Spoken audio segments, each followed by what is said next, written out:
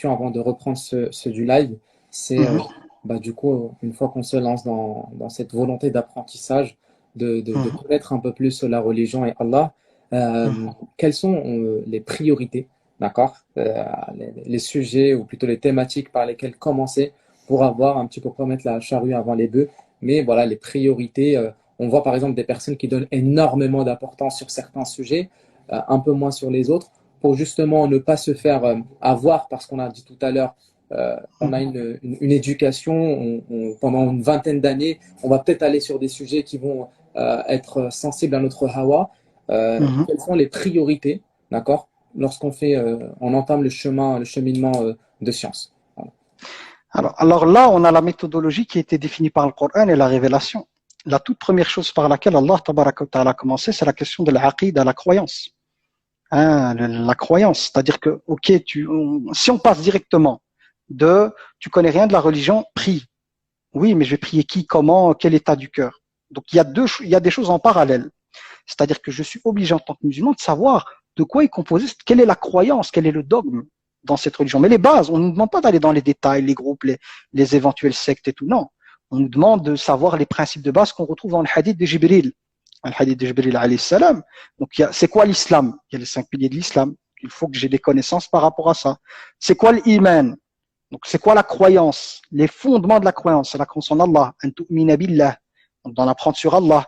Mais en apprendre sur Allah, c'est toute ta vie. Hein. Ne pense pas que d'un coup, en un jour, tu vas télécharger des fichiers et tu connais tout, le tawhid dans les détails, les 3 types de tawhid, les noms, les attributs. Non, c'est un cheminement. Mais le minimum vital pour commencer à savoir quand tu pries, bah, c'est qui Allah, quoi. Même si la connaissance, elle est encore fine.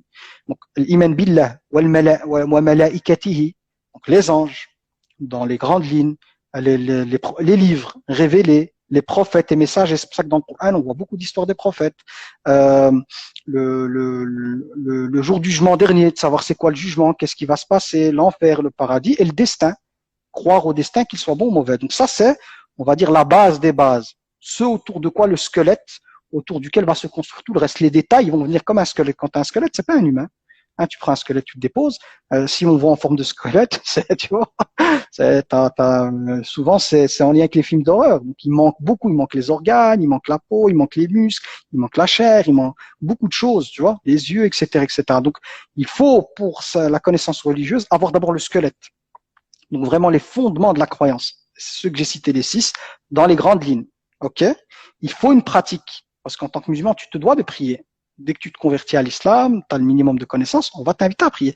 Mais chacun va le faire en fonction de ses moyens. On ne demande pas aux gens d'être des experts de la prière du jour au lendemain.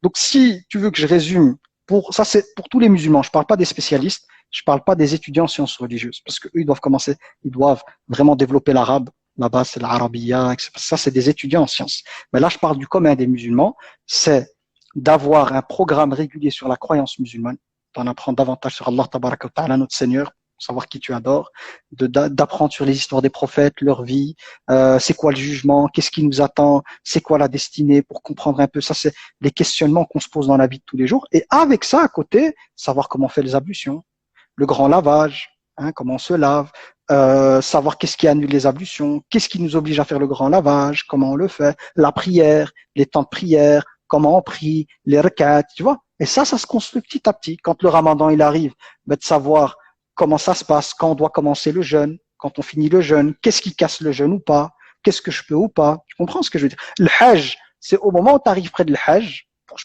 parle de la masse des musulmans, au moment où tu pars, un mois avant quoi, d'apprendre, ok, au hajj, dans les grandes lignes, comment je dois faire, le hajj, quand on doit porter des essuies, le tawaf, le safa, le marwa, les stèles, les 3 jours avec les stèles, Arafat, Minan, etc., etc. Ça, tu apprends la meilleure connaissance pour les gens de la masse, c'est quelque chose que tu vas apprendre qui va être lié à une pratique. Parce que si tu étudies maintenant le hajj et que tu pars dans le hajj dans 10 ans, tu vas oublier.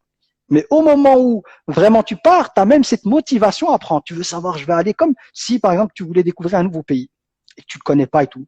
Bah, tu vas être motivé, c'est quoi ce pays, comment on fait pour aller de telle ville, les moyens de transport, les logements, là où c'est le moins cher, les restos. C'est vrai ou faux? Mais si maintenant tu comptes pas voyager dans cette ville, tu te dis, ouais, fais des recherches sur, bah, tu vas pas avoir de motivation. Donc, si on revient à la base, la croyance, c'est la priorité, et puis la pratique, qui fait partie de la pratique quotidienne, à savoir salat, la prière, les animatifs, les grands interdits pour les éviter, ça aussi il faut les connaître, et puis on construit son savoir petit à petit. Donc c'est pas sorcier. Très bien. Barakallahu fik. Donc, principalement, si on doit retenir deux points, c'est l'aqidah, la croyance, pour Hein. avoir les bases, et ensuite, au niveau de la pratique, les faire pour pas se tromper dans notre pratique. Voilà, le fiqh. Ça, c'est pour les non-spécialistes. Après, ceux qui veulent rentrer dans la spécialisation, il faut l'arabe, il faut apprendre les fondements de la jurisprudence, ilm al-hadith. Mais ça, c'est pour les gens qui veulent étudier les sciences islamiques. Mais là, comme c'est à tout public, on est dans un live tout public, on veut pas perdre les gens. On veut pas que les gens, ah, c'est trop. Tu vois, ils se sentent, c'est une montagne sur les épaules. On n'est Donc, pas tous la base, amenés des bases. on n'est pas tous amenés à être des professeurs. Si la société avait que des Bien sûr, professeurs de sciences islamiques, bien sûr. on a besoin aussi d'autres personnes pour le coup. Exactement. Même dans les compagnons, tous les compagnons n'étaient pas savants. D'ailleurs, voilà, quand on lit les textes, énormément de compagnons n'étaient pas savants, n'étaient pas experts du Coran, de la Sunna. Parce que les gens vaquaient à leur occupation. Il y en a qui travaillaient sur le champ, il y en a qui étaient dans le commerce, chacun ce qu'il faisait. Donc, c'était pas, il y avait des experts qui étaient une partie de la Oumma, mais le reste, c'était des gens de la masse. Très bien. Barakallahu fik. Donc, je vais juste vérifier pour voir si on n'a pas une dernière. Hop. Je pense qu'on a. Ah oui, la dernière qui est très très intéressante que tu avais quand même abordé un petit peu, c'est la science. Est-elle une finalité ou un moyen? Mhm. Alors, la science, à la base, c'est un moyen. C'est-à-dire qu'on apprend pour quelque chose. Parce que si c'est une finalité, ça veut dire que l'objectif de la connaissance, c'est la connaissance. Donc, c'est d'avoir une connaissance encyclopédique pour ne pas vanner. Pas vanner, c'est pas vraiment, c'est pas vanner, mais c'est pour voilà, pouvoir débattre avec les gens, étaler ses connaissances et tout. C'est pas du tout le but de la science. Le but de la science, c'est la pratique. C'est l'adoration d'Allah Tabaraka wa Ta'ala. On apprend à connaître Allah pour l'adorer comme il sait à sa majesté. On n'apprend pas à connaître Allah Tabaraka wa Ta'ala pour ne pas prier, pour ne pas jeûner, pour dire, ah oui, tawhid, il y en a trois, il y a ça. Non. Tu comprends ce que je veux dire? Le but de la connaissance, c'est la pratique. Donc la science n'est pas une finalité. La science est un moyen qui nous mène vers la connaissance de notre Seigneur et qui nous apprend comment vénérer notre Seigneur. Donc c'est à ça que ça sert. Et c'est pour ça que toutes les personnes qui font de la science une finalité s'égarent, quand bien même ils penseraient qu'ils sont guidés. Combien de personnes apprennent la science pour la science? Parce que le titre maintenant, quand on parle, moi il y avait une mode dans ma génération quand on est rentré dans le din, il y a une période, la mode pour les gens, le truc, la réussite, c'est footballeur, tu vois, star, machin. Nous, on a eu un certain moment, la mode, c'était un ilm. Il y a eu une génération, des gens de ma génération, beaucoup qui ont été étudiés dans d'autres pays musulmans et tout, et qui étaient dans cette quête de connaissance. Mais il y a une erreur, c'est que si tu étudies la science pour être un ilm, dans le but qu'on dise de toi il est un ilm, t'es à côté de la plaque, mon frère. Parce que le but de la science, c'est pas qu'on t'appelle ilm. Le but de la science, c'est d'apprendre comment vénérer ton Seigneur comme il sait à sa majesté. D'abord que la science, elle te soit utile d'abord à toi, dans l'attente tu seras seul. Et qu'elle soit profitable aux autres après. Mais tu ne peux pas, toi, apprendre la science, ne pas la pratiquer, enseigner aux gens pour qu'ils la pratiquent. Il y a un problème. Il y a une incohérence. Tu apprends pour enseigner, mais tu pratiques pas. C'est pour ça que la science, c'est un moyen de se rapprocher d'Allah. C'est comme, faut voir la science comme des marches, tu vois, des escaliers qui te mènent vers l'agrément d'Allah Tabaraka wa Ta'ala à condition que tu sois dans la pratique. Parce que la marche, c'est de la pratique. La marche, c'est de la pratique, c'est de l'action. Donc j'apprends pour prendre la marche. J'apprends une marche et je monte comme ça, je progresse dans l'idée d'aller vers l'agrément d'Allah Tabaraka wa Ta'ala. D'ailleurs, on a des textes, je le répète souvent à mes élèves dans mes cours. Le jour du jugement dernier, il y a une personne, des groupes de personnes, mais le hadith cite une personne, mais ça vise le groupe, toutes les personnes comme lui, qui sera ressuscité, qui était savant. Et Allah Tabaraka wa Ta'ala lui dira, qu'as-tu fait avec mes bienfaits? C'est-à-dire, qu'est-ce qu'il a fait avec la science? Il dit, Arab, j'ai appris la science pour ton agrément. Allah va lui dire, Kazab, tu mens. Tu as appris la science pour qu'on dise de toi, il est savant. Waqad qil, et les gens ont dit, il est savant. Jahannam, l'enfer. Donc, il y aura des savants en enfer. Et il y aura des prostituées au paradis. C'est bizarre, hein? Mais c'est la balance divine. Nous, on juge les gens sur l'apparence. Dès qu'on voit un ilm pour nous dire que c'est le jinnah et tout, mais on revient à l'intention. Shaitan, il faut pas oublier qu'il avait la meilleure fréquentation, il avait de la connaissance. Pourtant, on sait ce qu'il va advenir de lui à cause de l'orgueil. Donc la science qu'il avait, la connaissance qu'il avait, le statut social, spirituel qu'il avait, a joué contre lui. Parce que ça s'est transformé en orgueil, il le faisait pour son ego. On sait très bien ce qu'il va advenir de lui. Donc, faut pas oublier qu'il y a des personnes qui connaissent très peu, qui vont aller au paradis, qui ne sont pas du tout savantes, mais qui avaient un cœur pur, qui faisaient le khair et tout. Il y a des gens, ils se sont à peine convertis à l'islam, mais le maut, il est arrivé. Il y a des personnes qui étaient à peine dans la tauba, l'objectif de changer leur vie, comme le serial killer qui a tué 99 personnes, qui a arrondi à 100, il est mort sur le chemin de la nouvelle ville ou du nouveau pays. Et Allah, tabaraka wa ta'ala, par cette intention sincère, parce qu'il a, faut pas que des gens disent, ah ouais, mais quelqu'un qui tue, tu vas aller au paradis. Le contexte, il faut connaître le contexte. La personne a grandi dans une ville ou dans un pays dans lequel il y avait de la criminalité. C'est soit tu tues, soit tu es tué. Donc, il faut choisir l'un des deux. Soit tu sauves ta peau, ou tu laisses l'autre. Donc, c'est soit tu sauves ta peau en tuant quelqu'un, ou tu laisses l'autre te tuer. Mais c'est clair que dans la loi de la jungle, quand il n'y a pas de religion ou quoi, et la loi de la jungle, loin des pays civilisés, c'est comme ça, c'est la loi du plus fort. Donc lui, il a été amené par la situation dans laquelle il a grandi à se retrouver là-dedans, comme moi j'ai vu des reportages sur les favelas. Mais comment tu veux que ces gens-là ne finissent pas par devenir des criminels? Ils vivent dans des bidons, il y a de la drogue partout, des bidonvilles, la drogue partout, les armes partout. Depuis qu'il est petit, il a grandi là-dedans. Il a vu son père qui a été tué par des mafias, son oncle et tout. Comment on peut vouloir que cet enfant, il va grandir normal? C'est normal que son environnement va l'influencer grandement. Mais ici, Allah, il nous montre qu'à partir du moment, c'est pour l'idée de donner de l'espoir, pour les gens qui ont déconné, de leur dire, à partir du moment où tu fais le choix, sincèrement, de revenir vers Allah et tu regrettes, il y a toujours de l'espoir dans la vie. Même si tu étais un serial killer et que le meurtre fait partie des pires crimes en islam. Faut rappeler ça. Qu'en islam, le meurtre, ça fait partie des pires crimes.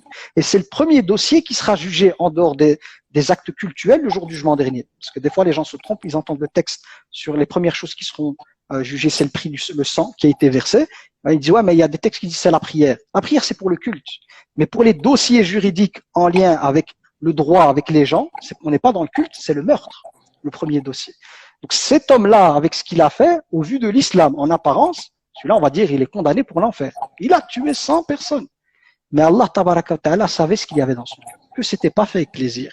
Que c'est dû à un contexte. Et c'est l'idée, le prophète nous rappelle l'histoire pour nous montrer cette question d'espoir, qu'il faut garder espoir. Dans la vie, il y a toujours moyen de changer. Donc, au final, il y aura des serial killers au paradis. Il y aura des prostituées au paradis. Et il y aura des savants en enfer. Et là, il faut pas comprendre l'équation de travers. Ça veut dire, ah ouais, je dois être prostituée pour aller au paradis, je dois être serial killer pour aller au paradis. Ya Habibi, c'est pas ça que je dis.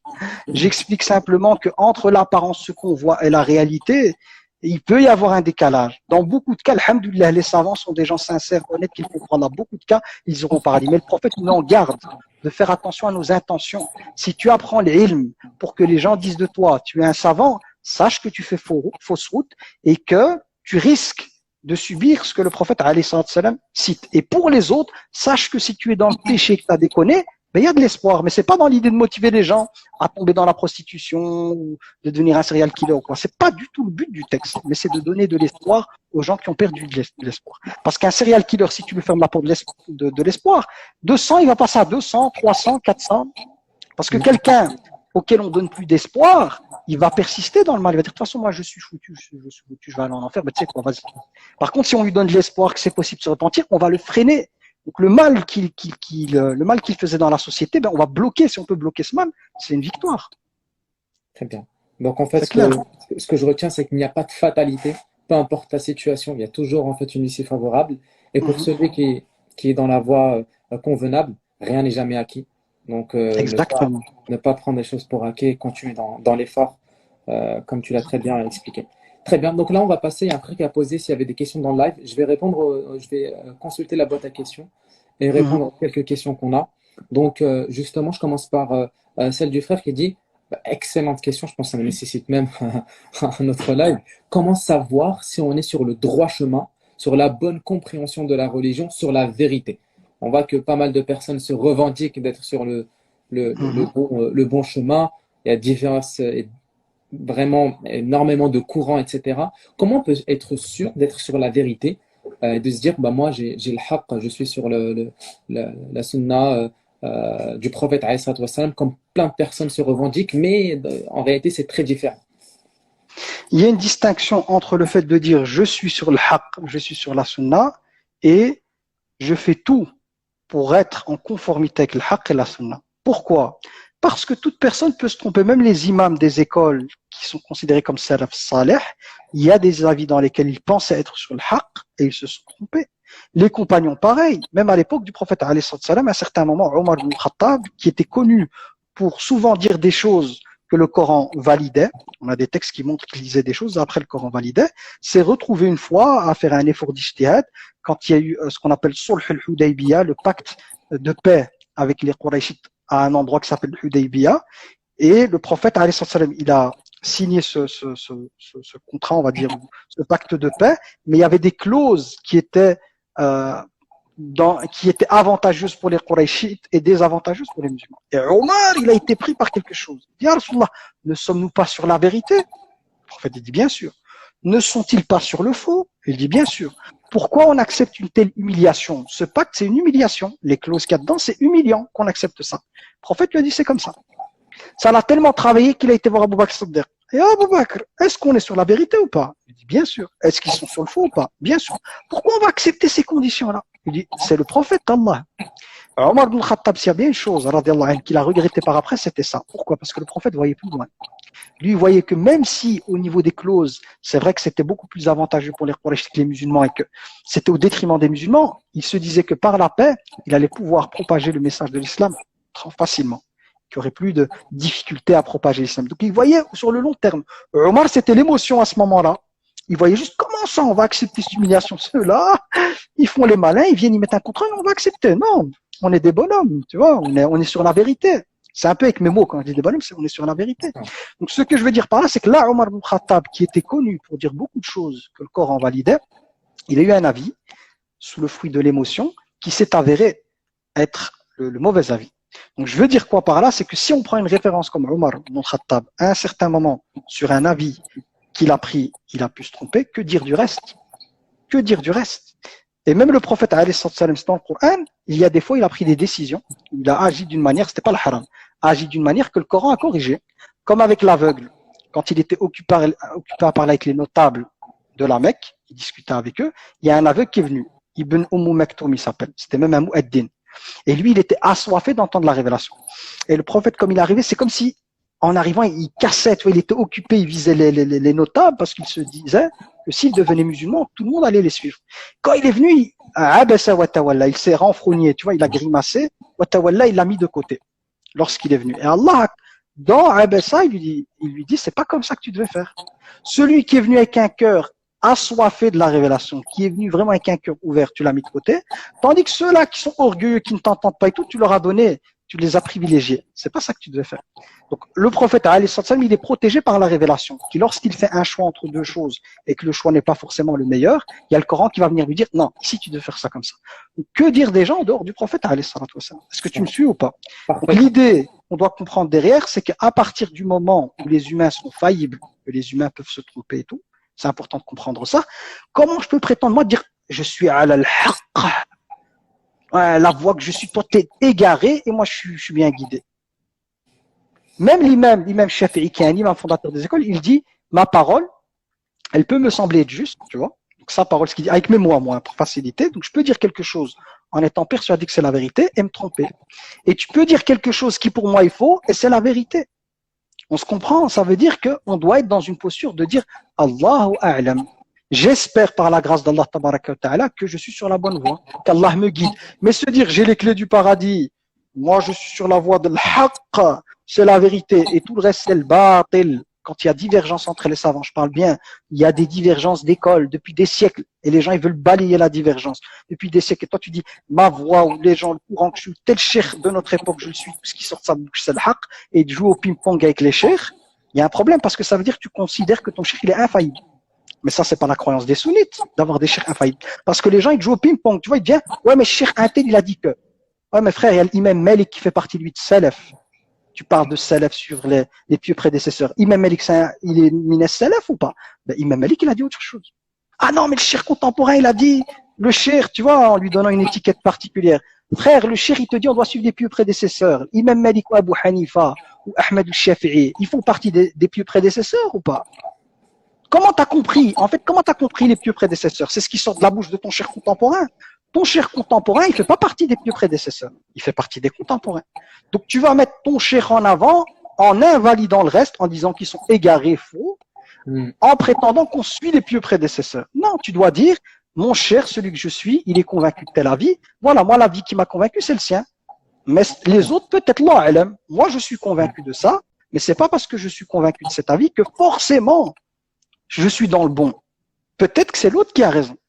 On se comprend. Et ça, c'est une posture d'un musulman qui a compris son dîn. C'est quelqu'un qui se dit, voilà, même les savants, les savants vraiment de niveau, ils te disent, voilà, il y a plusieurs avis, l'avis qui me semble le plus juste après une argumentation, celui-là, et ils te disent après, Wallahu a'lam.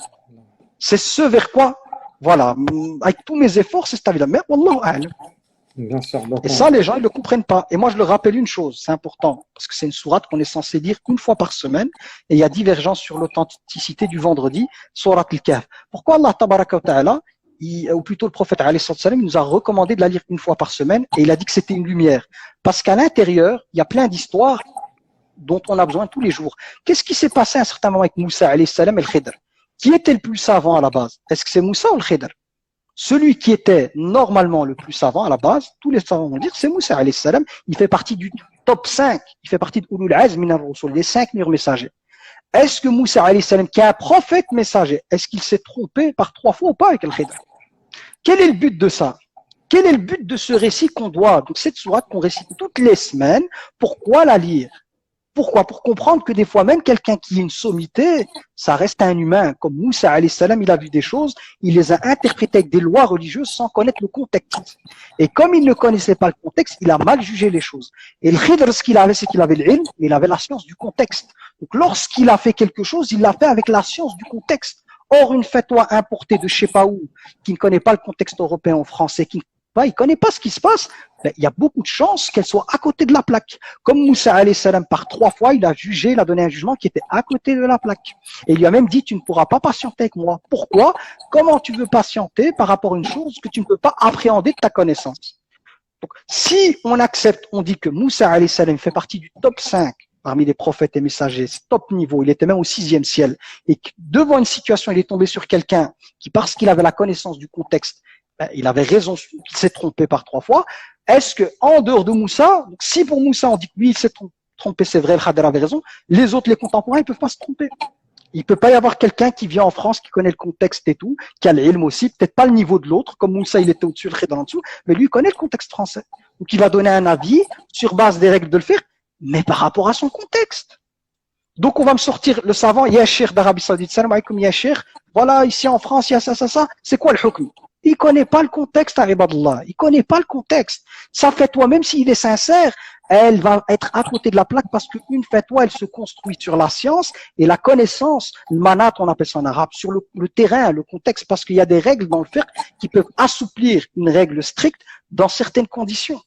Et là, on a des catastrophes, des gens qui t'appellent au bout du monde où le contexte est différent. Et je rappelle encore une chose, parce que là, mon cerveau, il part dans tous les sens. L'imam Shafi'i, au départ, il était en Irak, il avait des avis, il avait un madhab, beaucoup d'avis. Quand il a quitté l'Irak pour aller en Égypte, il a changé de contexte, j'ai plus les chiffres en tête, mais plus de peut-être 70%, 80% de ses avis, il les a changés. Il a eu un nouveau madhab, on l'appelle le madhab el-jadid, la nouvelle voie. Imam Shafi'i, qui était déjà âgé, hein, quand il est arrivé en Égypte, il avait un certain âge, parce que le contexte était différent, ses avis, plus de la majorité de ses avis ont changé. Est-ce que les gens, ils méditent, ils réfléchissent ou pas? Pourquoi il a changé? Est-ce que Déni change? Ça veut dire que même Shafi'i jouait avec la religion. En Irak, c'est dit, bon, là, c'est l'Irak, bon, je vais donner tel avis. En Égypte, hein, c'est différent, c'est un peu plus exotique, j'invente, il y a le Nil et tout. Mais finalement, j'ai changé plus de la moitié. Non, c'est parce que ces savants-là, c'était des sommités. Ils comprenaient que le contexte joue. Parce que le fiqh, la jurisprudence, elle prend en considération le contexte. Et là, il y a une analyse profonde du contexte avant de donner un avis. On ne le balance pas comme ça. D'ailleurs, même la fatwa en arabe, quand on donne une fatwa, c'est comme un vêtement sur mesure. C'est comme quand on va chez un couturier et il prend les mensurations et tout, il te donne un avis qui est pour toi. C'est ça une fatwa. Tu viens chez lui, tu dis voilà, j'ai ça, ça, ça, ça. Dans ton cas, toi, voilà. L'avis juridique pour toi, c'est ça. Comme le médecin, il te donne un médicament pour toi, spécifique pour toi. Et les gens, ils comprennent pas. Allah yahdihum. On voit que ça, la cocotte minute, elle se réveille parce que des fois, tu te dis, c'est pas possible, en fait. On est dans un monde, des fois, il y a le fawda, l'anarchie. L'anarchie. on revient sur le point de départ qui est d'avant d'appréhender en tout cas une question, une science, peu importe, al-adab pour savoir comment réagir, avoir le bon comportement face à, face à cela. Je me permets de partager une anecdote, tu m'excuseras la petite. Tfadal. J'étais à la mosquée, à ma mosquée à Argenteuil, que j'étudiais là-bas, et il y avait une petite divergence entre deux personnes. Et c'est une anecdote assez drôle, hein, je peux me permettre. Et le frère, il lui dit, moi, je te parle, il y avait une petite divergence sur des savants, l'autre, il était très rigoureux en mode, t'es égaré, etc. Et l'un lui dit, moi, je te parle je crois qu'il a dit Uthaymin, et toi, tu oses me parler de l'imam Malik. Et il dit, moi, je te parle de Ah, Cheikh Uthaymin. Donc, c'est pour dire qu'en réalité, voilà, parfois, ça, c'était marrant à entendre, mais ça, c'est comment on appelle ça en arabe? On appelle ça al-jahl al-murakkab, l'ignorance superposée. Ça veut dire il est ignorant et il n'est même pas conscient qu'il est ignorant. Il ignore son ignorance. Donc c'était ignorant et t'ignores. L'imam Malik, tu le compares à Cheikh al-Uthaymin, qu'on respecte. Cheikh al-Uthaymin, rahmatullah alayhi, c'est un savant très compétent. Il a même donné des avis que je cite des fois à ces personnes pour leur dire, comme Subha, par exemple, je n'utilise jamais le chapelet. Je préfère utiliser les doigts parce que c'est la base. Mais tu vas voir qu'à une époque, moi, quand j'étais encore plus jeune, j'étais encore à l'école, j'étais au lycée, tu avais quelqu'un qui disait aux gens, ouais, utilisez le Subha, donc le chapelet, c'est une bid'a, bid'a, bid'a, bid'a. Moi, à l'époque, tu me disais bid'a, j'évite direct, je fais pas, le prophète, il faisait avec les doigts, tu vois, moi, j'évitais. J'ai appris après, en étudiant les sciences religieuses, que Cheikh Al-Uthaymin disait non, c'est pas une bid'a, il n'y a pas de problème à l'utiliser, parce que c'est pas une adoration, c'est un moyen pour compter, parce que la personne qui l'utilise va faire les 33 fois, hein, ou va faire plus, mais l'objet est là pour l'aider à calculer, c'est pas une adoration en soi. Donc c'est pour ça que des fois je me dis les gens, des fois, subhanallah, ils vont trop vite bid'a. En fait, une information qu'ils n'ont pas, par exemple, c'est quelqu'un qui vient d'apprendre din, un an qu'il est revenu à la religion ou quoi, il a appris donc avec quelques savants sous-titrés en français quelques règles. Et il va entendre un avis qu'il n'a jamais entendu de nulle part, tu vois. Il va dire, ah frère, ça c'est bid'a, hein. Pourquoi? Parce que lui, il connaît pas. Donc pour lui, bid'a, c'est quoi? Toute information qu'il n'a pas enregistrée dans les cours qu'il a vus, c'est bid'a automatiquement. Et quand tu te dis, frère, ce que tu appelles bid'a, voilà tel savant, parmi les savants que tu reconnais, voilà ce qu'il a dit dessus. Comme ici le chapelet. Ah, il va dire, non, c'est pas possible. Non, on m'a dit que c'était bid'a. C'est impossible que Cheikh Al-Uthaymin ait dit ça. Attends, mon frère, je te sors maintenant la vidéo. Tac, tac, hukm subha. Tu vois? Tu mets Cheikh Al-Uthaymin, tac, et voilà l'audio. Tu comprends l'arabe, mon frère? Non? Ben, je vais te traduire, mon frère. Voilà ce qu'il dit, Cheikh Al-Uthaymin. Donc, tu vois, des fois, la bêtise, c'est que les gens, parce qu'ils ignorent un sujet, automatiquement, c'est bid'a. Un autre exemple, récemment qu'on m'a passé, moi, je le fais pas, hein, mais moi, en fait, je déteste l'injustice et quand on déclare des choses sur la religion qui ne sont pas exactes. Je peux pas supporter ça, tu vois. Surtout pour enfermer et attaquer les autres. C'est-à-dire utiliser le fiqh, la jurisprudence pour taper les gens. Je supporte pas ça parce que c'est pas le but de la jurisprudence. Quand les gens disent Jumu'ah Mubaraka le vendredi, moi je le fais pas parce que c'est pas quelque chose, voilà, il y a des textes dessus. Mais il faut savoir qu'il y a des savants d'Arabie qui ont dit qu'il y a la ba'sabi, qu'il n'y a pas de problème. À partir du moment où c'est une dua, tu dis à l'autre Jumu'ah Mubaraka, c'est qu'Allah te mette la bénédiction dans cette Jumu'ah. À condition que la personne ne le prend pas comme étant une sunna, une obligation, une chose recommandée, mais c'est juste une dua. Qu'Allah te mette la baraka dans ton Jumu'ah. Quelle est la règle générale? C'est que les doigts, c'est ouvert. Je peux dire, pour toi, ce que je veux, même lundi, je te dis, lundi Mubarak, mardi Mubarak, il n'y a personne qui peut m'interdire de le faire.